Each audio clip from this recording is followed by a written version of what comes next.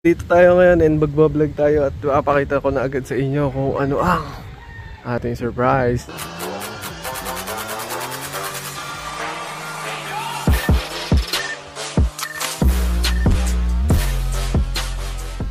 Guys, tada!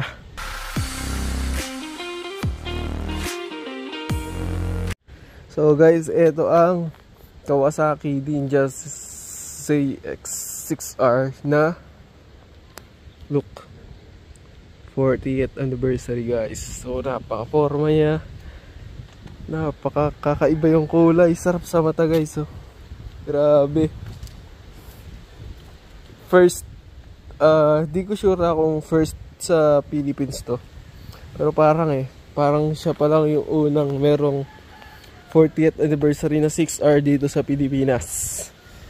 Grabe guys, tignan nyo ang kulay niya at yung uniqueness ng 6R na to. Napaka-forma.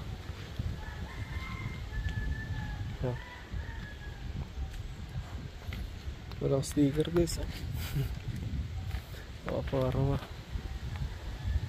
Gold forks, yan o. Pogi.